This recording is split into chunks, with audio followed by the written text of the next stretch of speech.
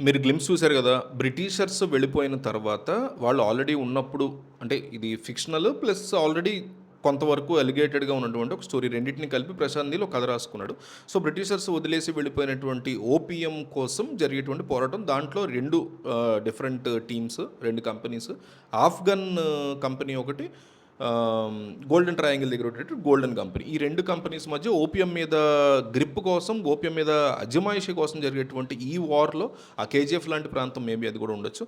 ఆ ప్రాంతంలో అసాసిన్ చీఫ్‌గా ఆఫ్ఘన్ కంపెనీ తరఫున ఒక అసాసిన్ చీఫ్‌గా ఉన్నటువంటి వ్యక్తి మన హీరో.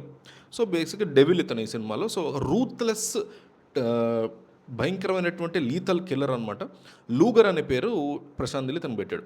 ఈ క్యారెక్టర్‌కి ఎన్టీఆర్ క్యారెక్టర్. లూగర్ అంటే ఏంటి అసలు? లూగర్ అనేది ఎవరిదన్నా పేరుందా చరిత్రలో అని అడుగుతున్నారు చాలామంది. అందుకని వీడియో చేయడం జరుగుతుంది. కాదు, లూగర్ అని ఒక పిస్టోల్ యొక్క పేరు.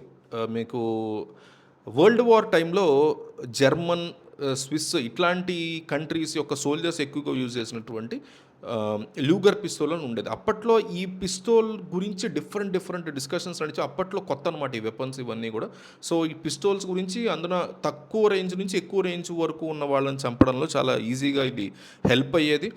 దీని గురించి దీని పేరు చెప్తే నిద్రపోయినటువంటి దేశాలు, దేశ సైనికులు కూడా ఉండేవారు. ఆ లెవెల్లో ఈ లూగర్ గురించి అప్పట్లో కొన్ని దశాబ్దాల పాటు దీని గురించి మాట్లాడుకుంటూ ఉండేవారు. అంటే ఈ మధ్యకాలంలో మనకు తెలియదు కానీ మొన్నటి వరకు అంటే ఒక 100 ఇయర్స్ బ్యాక్ వరకు కూడా మాట్లాడుకున్నటువంటి పరిస్థితి ఉంది ఈ లూగర్ పిస్తోల్ గురించి. అంత పవర్ఫుల్ పిస్తోల్ని తీసుకొచ్చి మనోడు ఈ క్యారెక్టర్కి పెట్టాడు. అంటే దాని అర్థం ఏంటంటే ఒక రూత్లెస్ అసాసిన్ అనమాట. ఏం చెప్తున్నాడు డైలాగ్ కూడా, నేను చంపిన వాళ్ళ యొక్క థాట్స్ కూడా నాకు ఉండవు, రేపు ఎవరిని చంపాలనేటువంటి వాళ్ళే నా కల్లోకి వస్తుంటారు, నువ్వు నా కల్లోకి రాకుండా చూసుకో. అంటే జనరల్గా ఎవరికన్నా మనం హాని చేసినా ఎవరికన్నా తిట్టినా కూడా రాత్రిపూట మనం అరే అని అనవసరంగా తిట్టామే అని వాళ్ళకైతే రేపైనా గుర్తు వస్తుంది.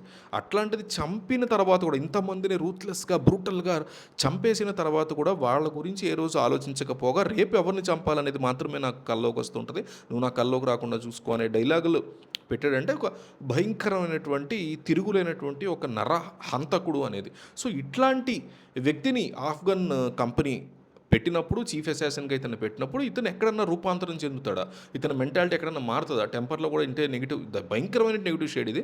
టెంపర్లో అంత కాదు కానీ టెంపర్లో ఒక లంచాల ఆఫీసరు, ఒక ఏమాత్రం ఏది కేర్ చేయనటువంటి ఒక ఆఫీసర్, అట్లాంటి వ్యక్తి ఇందులో ఏ పాయింట్లో మారిపోతాడు, ఏ పాయింట్లో బెటర్ పర్సన్గా మారుతాడు, లేదా అసలు మారకుండానే అట్లాగే ఉండిపోతాడా అనేది ఒక క్రూషియల్ పాయింట్, ఒక ఇంట్రెస్టింగ్ పాయింట్గా ప్రశాంత్ నీల్ ఇక్కడ పెట్టాడు.